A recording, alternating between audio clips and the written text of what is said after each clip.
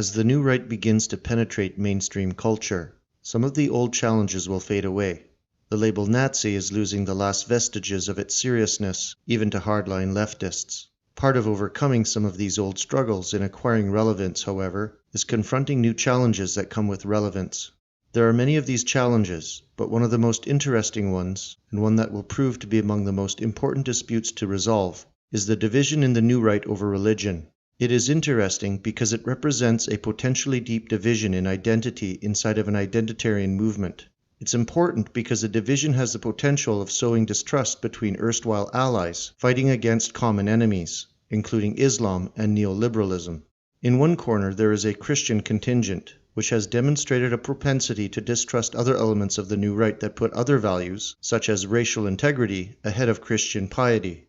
This is almost an understandable view, as one can believe that spirituality is ultimately more important than any other issue because it is the necessary source of motivation and will that makes success in other areas possible. The problem is that this position leaves no room for people who put other gods above politics. Secondly, there is a pagan component, dominated primarily by the Nordic variety of paganism. These tend to distrust Christians, whom they view as having accepted a Semitic desert religion, which is at odds with the European spirit. Never mind that the spirit of the New Testament is entirely at odds with the legalism of Judaism and Islam as practiced, or that all religions are at some point derived from other religions which arose somewhere else. Finally, there are Gnostic and agnostic groups, the latter seemingly composed primarily of atheists who are reluctant in their atheism, but who distrust any religious or spiritual loyalty which might take moral precedence over the survival of the European ethnic groups. Man's brain spent most of its evolutionary development in a world where most of the relevant information existed in the three-dimensional space around him, rather than in a section of two-dimensional space in front of him. Since our bodies are the products of environment, survival, and the efficient use of energy, and since thinking is a relatively energy-intensive exercise, it is natural to infer that our brains are likely to prefer certain kinds of thinking to others. Indeed, this seems to be the case. Humans are born with a certain predisposition to learning language, for example, and are so much better at thinking about spatial information that we actually devise mental conversion systems in order to turn abstract information into spatial information to remember it better. Humans can read faces, speak languages, and gauge the trajectory of moving objects like radar systems, but abstract information is a challenge. Although we are better at it than any other animal on the planet, we aren't as good at it as we often think we are, or as we require ourselves to be. Humans are simply more likely to dig in their heels and further entrench themselves in their own view than they are to be persuaded by facts. For people whose conception of humanity requires us to be rational and possessing a reasonably high level of abstract reasoning, this revelation can be painfully dispiriting. It is why Richard Dawkins, Sam Harris, and other prominent atheists are perpetually flabbergasted that so many people can believe in an invisible superperson who lives in the sky. But the complete expectation of rationality is also unreasonable. Most people do not need to run factor analysis on data and convert day-to-day decision-making into an exercise of formal logic, even in the 21st century. Most decisions do not require complex abstract reasoning skills. Nevertheless, living a successful life does require being right about some things, and without abstract reasoning, how can we learn the right hierarchy of values, the most functional beliefs, and their optimal relationship with each other, the unknown, ourselves, and the world? Simply put, we learn these with stories. Stories seamlessly blend our language talents with our spatial reasoning, while avoiding pedantic details that don't matter.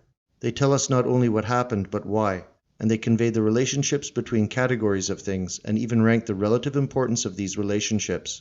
All of this is communicated tacitly, but because our brains are built for stories, the message sticks. The research tends to agree with the most venerable stories because the stories that survive are saying something true. Religion, in other words, becomes the mythological narrative that orients us in our values and our way of being in the world. The literal truth of the events that constitute the story are less important than the truth conveyed about the world by the story, because the former is temporal and constrained by time, while the latter is transcendent and eternal. These mythological systems are also languages we use to talk about the most important things in life, when science and reason seem to lack the appropriate terms to describe what we are experiencing. The fact that mythology is a language for talking about such subjects implies that there are different interpretations and conclusions that can be communicated with the same mythological story set. Clearly, the finite number of stories means that there is a limit to the variety of conclusions we can argue for. conveniently, this often helps us avoid taking up the wrong value hierarchy. The new right is fundamentally about putting loyalty to one's people back into politics. It is about white Europeans caring about white Europeans as ethnic Europeans. And if the new right wants to connect with ordinary people to whom our political philosophy dedicates its loyalty, the logical thing to do is to familiarize ourselves with the language of meaning and value that these people we care about understand. Now, this doesn't imply that all religions convey all truths equally, and with the same kinds of misinterpretations and shortcomings. Pagans are not prone to always loving all of their enemies in the way that overzealous Christians sometimes are, and both pagans and Christians have heaped a lot of enemies' bodies on the field of battle.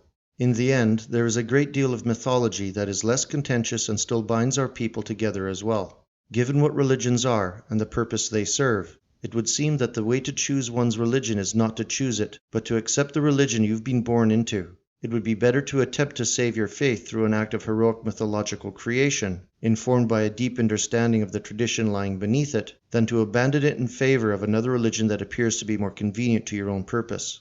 While at the same time, we must always be willing to re-examine our faith and question whether the religion we currently hold is truly in line with the European identity we were born into. With a shared understanding of what religions are and a mutually understood reason for choosing them, there is a chance that the new right can work together towards becoming the best version of itself while reducing division and distrust, even when we don't all reach the same conclusions. Failing to do so will only mean that our mythology will be chosen for us by the hateful liberal elite above us, and, more than likely, it will be the sound of an Islamic call to prayer.